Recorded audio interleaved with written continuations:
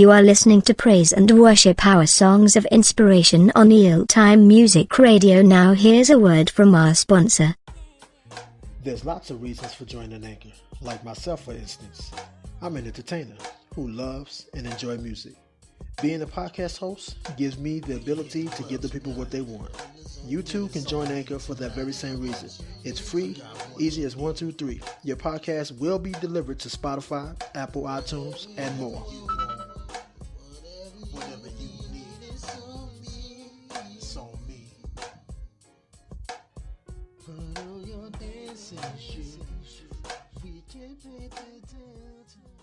Praise and Worship Hour Songs of Inspiration. A word from Dr. Juanita Bynum.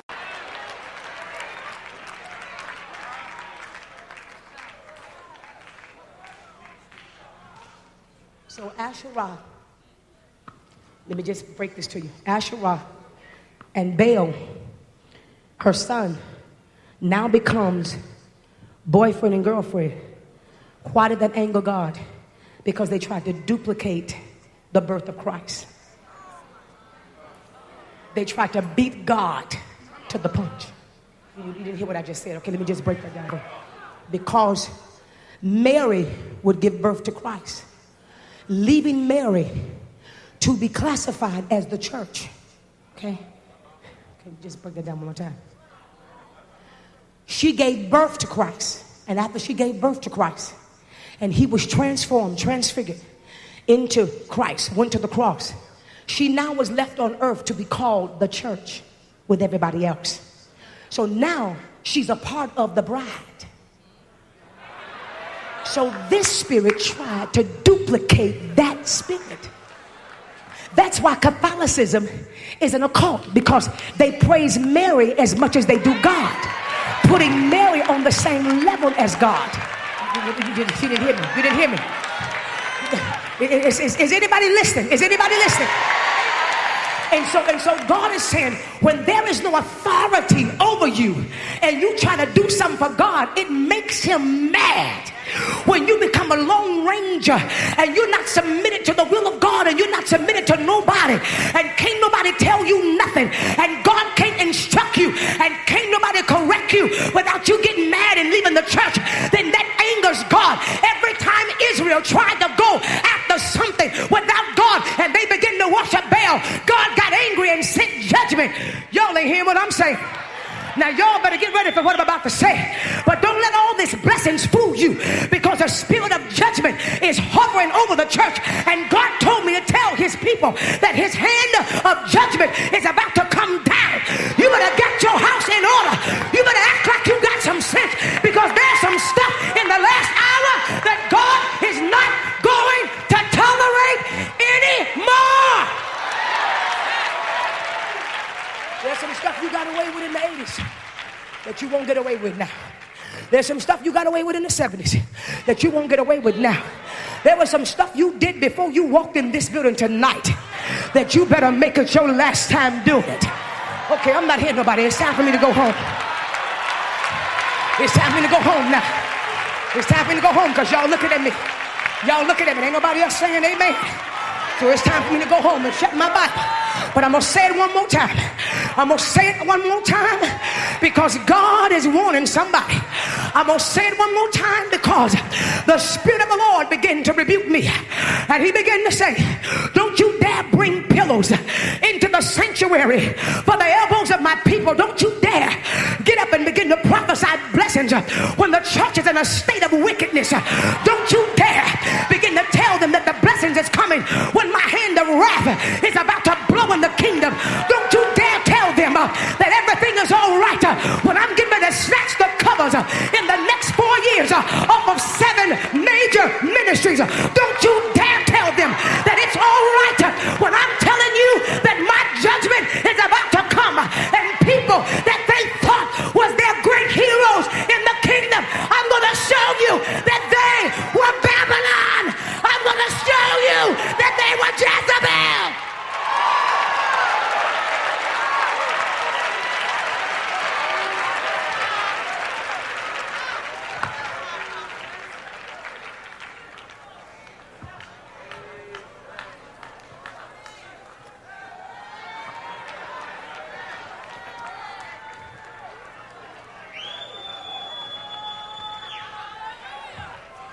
Get it right.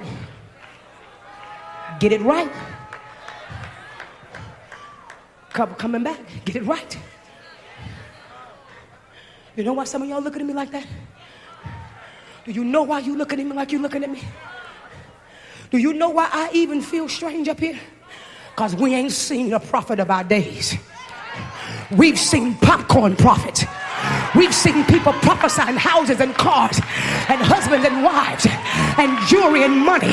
But we haven't seen a prophet that is able to look in the spirit. As Ezekiel said, he said, I saw a people who had dabbed their walls with white. I saw a people who had built up fake walls and washed them in white, pretending like they were the righteous. But he said, but I saw a wind coming, and when the wind started blowing, the walls came down. You don't hear what I'm saying? The Holy Ghost told me, you better prophesy what you see. And I see a church that is headed for captivity if she don't pray. All of a sudden, I see a church.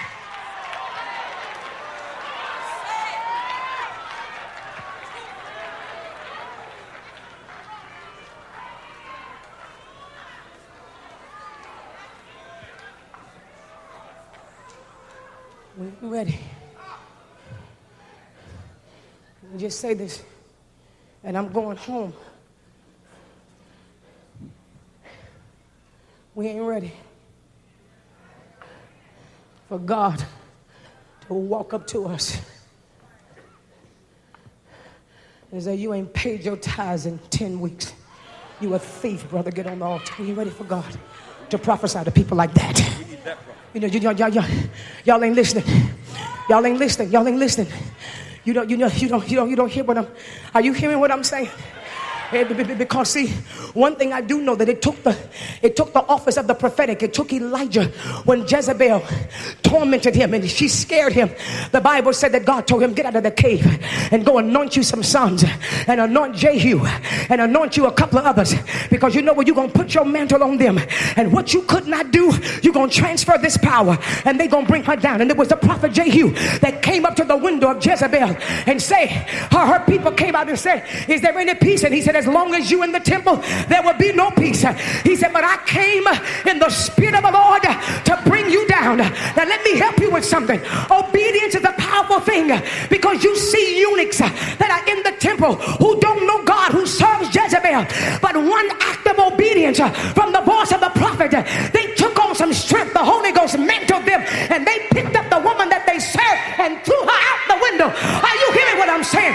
A lot of stuff in here that you're trying to shake off your life. It don't take a 21-day fast. It takes obedience. It don't take a 40-day consecration. It takes obedience. It don't take somebody laying hands on you. It takes you doing what the Spirit of the Lord has instructed the prophet to tell you to do.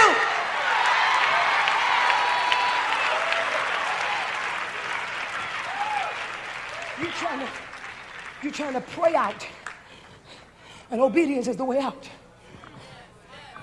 You trying to go on your own fast, you and your prayer partner. But you talking about people, Pastor, that didn't serve God, that had turned their lives over to Jezebel. They had allowed her to castrate. They couldn't produce nothing. And you got people in here tonight who feel like the devil has wiped their ministry out and they can't produce nothing. But one word from the Lord will stir up a different anointing on you that you ain't never had before. Who am I preaching to tonight? I came in here tonight to give somebody one word from the Lord. You don't hear what I'm saying. You don't hear what I'm saying. And that word I keep hearing the Lord say, charge them. I keep the Lord saying that you don't have time for a fast.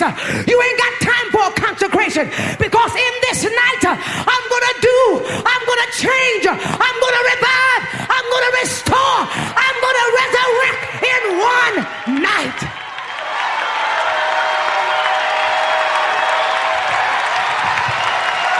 No, you don't even believe that. You don't believe that. Can I tell you something? The minute I said that,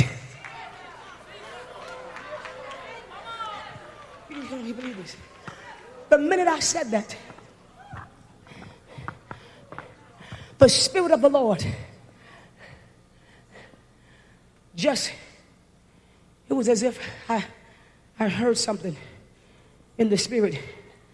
Just sounded like this.